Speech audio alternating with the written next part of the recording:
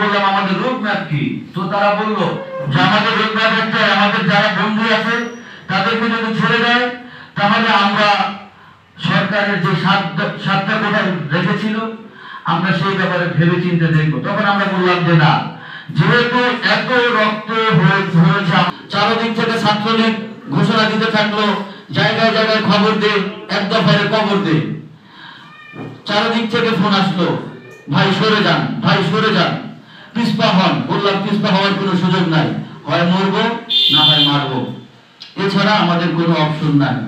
3 তারিখ রাত্রে সারা রাত্র শাহবাগ, নীলক্ষেত, সায়েন্স ল্যাব গলিতে গলিতে ঘুরেছি, সিকিউরিটি গার্ডরা আমাদেরকে সাহায্য করেছে। 4 তারিখ যখন যাচ্ছিলাম আবার আমাকে চানখারপুরে অবরুদ্ধ করা হলো ছাত্রলীগের দ্বারা। বললাম ঢাকা মেডিকেলে যাব, বার্ন ইউনিট আমার ভাই আছে অসুস্থ, তাকে দেখতে যাব। সেই কথা বলে যাচ্ছিলাম যখন নিউ মার্কেট হয়ে সায়েন্স ল্যাব গেলাম, এলিফ্যান্ট রোড মোড়ে ছাত্রলীগ দফায় দফায় সিটি কলেজের অপোজিট থেকে আমাদেরকে হামলা করছিল, কোনো উপায়ান্তর পাচ্ছিলাম না আমরা। তো সেই মুহূর্তে আমরা কিছু ছেলে প্রায় 50 জনের মতো হব, আমরা একটা প্ল্যান করলাম যে আমরা ওদেরকে প্রতিহত করার একটা চেষ্টা করব। ওই মুহূর্তে ছাত্রলীগের কিছু ক্যাডার আমাদের উপর অস্ত্র সহ আক্রমণ করে। আমার এক সহযোদ্ধা আমার ডান পাশে ছিল, তার মাথার এদিক দিয়ে গুলি ঢুকে এদিক দিয়ে বের হয়ে গিয়েছে। চোখের সামনে সহযোদ্ধার মৃত্যু। শুধু মৃত্যুর আগে একটা কথা বলেছিল, ভাই আমি কি মারা যাব, ভাই আমার ছবি তুলবেন না। সে হয়তো বা সিটি কলেজ বা ধানমন্ডি আইডিয়ালের একজন স্টুডেন্ট হবে। তারপর হচ্ছে আমার পাশের এক সহযোদ্ধার পায়ের উপর সাউন্ড গ্রেনেড লেগে তার পাটা ছিন্ন ভিন্ন হয়ে গেল। চোখের সামনে যুদ্ধ, আর বলার মতো কিছু নেই, কি বলবো। এরপর আমার উপর হামলা আসলো, আমার হাত আঙুল ভেঙে গেল।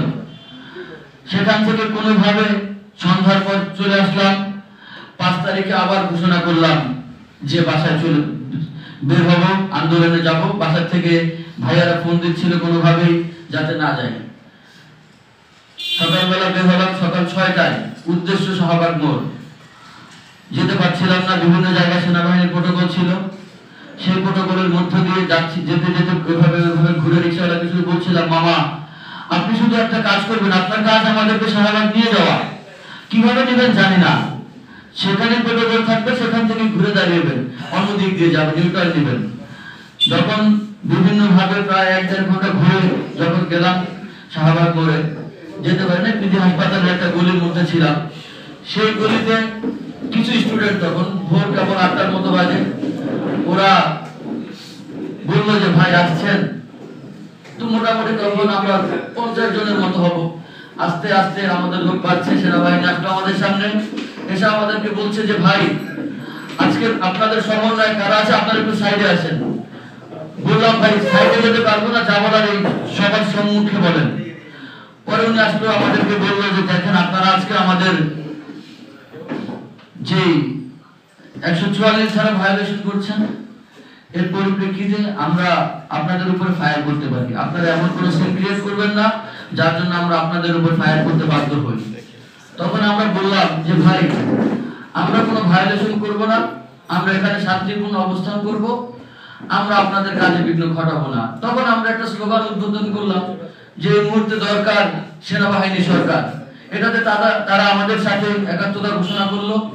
আমরা জোহরের নামাজ পড়লাম পিজি হাসপাতালের রাস্তার মধ্যে।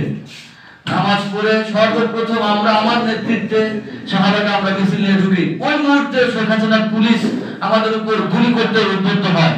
তখন সেনাবাহিনীর ভাইরা আমাদেরকে সামনে এসে পুলিশকে বলছে যে না, এখন আর কোনো ফায়ার নয়। এই বলে পুলিশ সেনাবাহিনী পুলিশদেরকে পিছনে পাঠিয়ে দিল। এরপর আমরা তখন খুব শুনতে পেলাম যে স্বৈরাচার হাসিনা দেশ ছেড়ে পালিয়েছেন।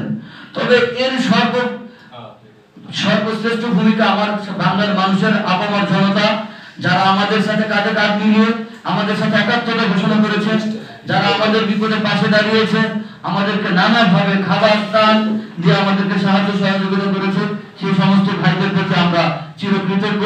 সর্বশেষে একটা কথাই বলতে চাই, আমার যে সমস্ত ভাইয়েরা তাদের জীবনকে উৎসর্গ করেছে, যে সমস্ত ভাইদের রক্তের বিনিময়ে আমরা এই ফ্যাসিস্ট হাসিনাকে দেশ থেকে তাড়িয়ে দিয়েছি, কোনোভাবে এই ফ্যাসিস্ট হাসিনা যেন বাংলাদেশে অবস্থান করতে না পারে।